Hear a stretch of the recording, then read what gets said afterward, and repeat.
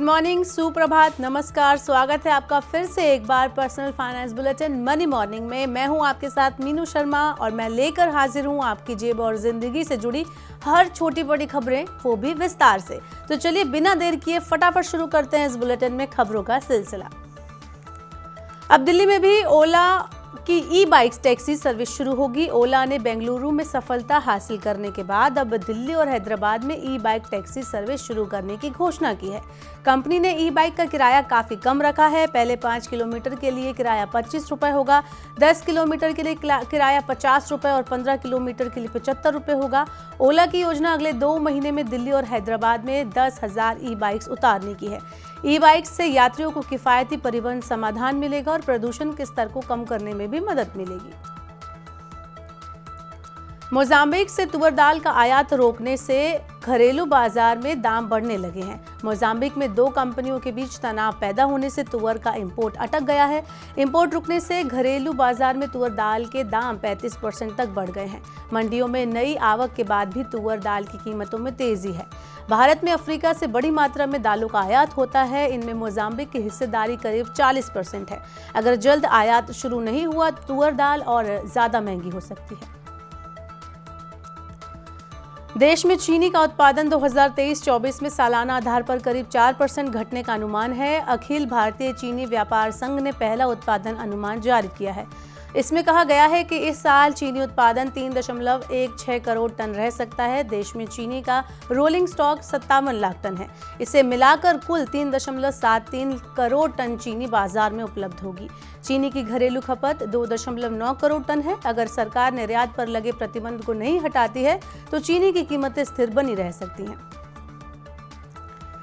TV खरीदने के लिए अब आपको ज्यादा कीमत चुकानी पड़ सकती है, क्योंकि टीवी में इस्तेमाल होने वाले ओपन सेल की कीमतें लगातार बढ़ रही हैं। महामारी के बाद से ही ओपन सेल की किल्लत बनी हुई है। दिसंबर से अब तक ओपन सेल की कीमतें 20% तक बढ़ चुकी हैं। टीवी बनाने वाली कंपनियों को फरवरी अंत तक ओपन सेल की कीमत में और 15% बढ़ोतरी होने की आशंका है। महंगे ओपन सेल की वजह से कंपनियों ने उत्पादन में कटौती शुरू कर दी है। इससे बाजार में डिमांड और सप्लाई का गणित भी गड़बड़ाने की आशंका पैदा हो गई है। टीवी की कुल उत्पादन लागत में ओपन सेल की हिस्सेदारी करीब 65% है। सरकार बजट में आत्मनिर्भर भारत रोजगार योजना को विस्तार दे सकती है। इस योजना को दिसंबर 2020 में नौकरी पैदा करने के लिए शुरू किया गया था। इसके तहत कंपनियों को ईपीएफओ योगदान पर सब्सिडी देकर उन्हें ज्यादा से ज्यादा रोजगार देने के लिए प्रोत्साहित किया जाता है। इस योजना के लिए सरकार ने 22,810 करोड़ रुपए आवंटित किए थे। इसमें से अब तक आधी राशि ही खर्च हुई है। इसलिए सरकार इस योजना को 31 मार्च 2024 से आगे बढ़ाने पर विचार कर रही है। नवंबर में केंद्र सरकार द्वारा प्रतिबंधित की गई महादेव बैटिंग ऐप एक बार फिर नए अवतार में लॉन्च हो चुकी है। इस बार इसमें डीप फेक का इस्तेमाल किया जा रहा है। अलग अलग इंटरनेट एड्रेस के जरिए कई प्रॉक्सी वेबसाइट बनाई गई हैं और इन पर अलग अलग नाम से सट्टेबाजी वाले गेम खिलवाए जा रहे हैं। महादेव सिंडिकेट ने अपने बंद हो चुके यूआरएल में ही थोड़ा फेरबदल कर उन्हें फिर से एक्टिव कर दिया है। भले ही वेबसाइट के नाम बदल गए हैं, लेकिन यूजर्स के लिए आईडी और पासवर्ड पुराने ही रहेंगे। सोशल मीडिया के जरिए इन गेम्स का खूब प्रचार प्रसार किया जा रहा है। मोदी सरकार अब भारत को भिक्षा मुक्त बनाना चाहती है। इसके लिए सरकार ने पूरे देश में 30 शहरों की पहचान की है, जहां भीख मांगने वालों को खत्म किया जाएगा। इसमें अयोध्या, गुवाहाटी, त्र्यंबकेश्वर और तिरुवनंतपुरम जैसे बड़े धार्मिक स्थल शामिल होंगे। सामाजिक न्याय और अधिकारिता मंत्रालय ने 2026 तक इन शहरों को भिखारी मुक्त बनाने का लक्ष्य रखा है। इन शहरों में हॉटस्पॉट को चिन्हित करने के लिए मंत्रालय जिला प्रशासन और नगर पालिका के साथ मिलकर काम करेगा। जिला और नगर पालिका प्रशासन को उनकी कार्य योजनाओं के आधार पर धनराशि जारी की जाएगी। एयरलाइन कंपनी स्पाइस जेट ने 900 करोड़ रुपए की राशि जुटाई है। इसमें सरकार से आपात क्रेडिट लाइन गारंटी योजना के तहत किश्त के रूप में प्राप्त 160 करोड़ रुपए भी शामिल है। इस धनराशि से कंपनी यात्रियों की सेवाओं में सुधार करेगी और अपने बेड़े को भी अपग्रेड करेगी।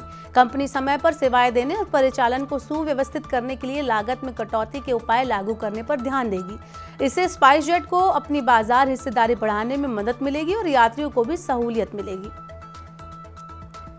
शेयर बाजार में तेजी का सबसे ज्यादा फायदा म्यूचुअल फंड कंपनियों को हुआ है। बाजार में तेजी के माहौल के बीच 2023 में म्यूचुअल फंड कंपनियों ने 212 न्यू फंड ऑफर के जरिए कुल 63,854 करोड़ रुपए जुटाए हैं। साल 2022 में 228 NFO से 62,187 करोड़ रुपए जुटाए गए थे। महामारी के बाद ग्राहकों के व्यवहार में काफी बदलाव आया है। लोग अब इमरजेंसी से निपटने और एसेट बनाने के लिए नकद संपत्तियों में निवेश पर जोर दे रहे हैं। इक्विटी के लिए बढ़ती जोखिम क्षमता और उत्पादों और पेशकश को लेकर जागरूकता बढ़ाने के साथ खुदरा निवेशकों ने अन्य उत्पादों की तुलना में म्यूचुअल फंड को ज्यादा पसंद किया है। उत्तर प्रदेश के बिजली उपभोक्ताओं को अब स्मार्ट मीटर के जरिए बिजली आपूर्ति होगी। लखनऊ और अयोध्या में 51 लाख स्मार्ट मीटर लगाए जाएंगे। महत्वपूर्ण क्लस्टर में स्मार्ट मीटर लगाने के लिए पोलारिस स्मार्ट मीटरिंग को ठेका दिया गया है। कंपनी अगले 27 महीने में स्मार्ट मीटर लगाएगी। ये स्मार्ट मीटर अत्याधुनिक तकनीक से लैस होंगे जो प्रीपेड बिलिंग, वास्तविक समय में ऊर्जा निगरानी, सटीक मीटरिंग और बेहतर ग्रिड प्रबंधन क्षमताएं प्रदान करेंगे। इससे बिजली चोरी रोकने में भी मदद मिलेगी।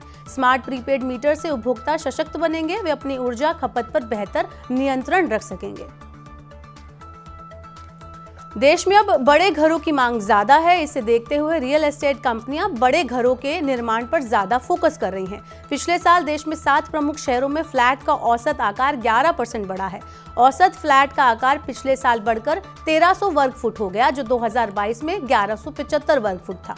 औसत फ्लैट आकार 2019 में 1050 वर्ग फुट, 2020 में 1167 वर्ग फुट और 2021 में 1170 वर्ग फुट था।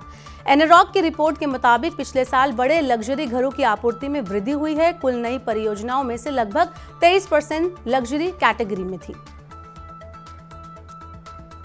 तो ये थी मनी मॉर्निंग में आज की बड़ी खबरें। अब वक्त हो गया आपसे विदा लेने का। अपने काम की जरूरी खबरें देखने और समझने के लिए सब्सक्राइब करें हमारे YouTube चैनल को।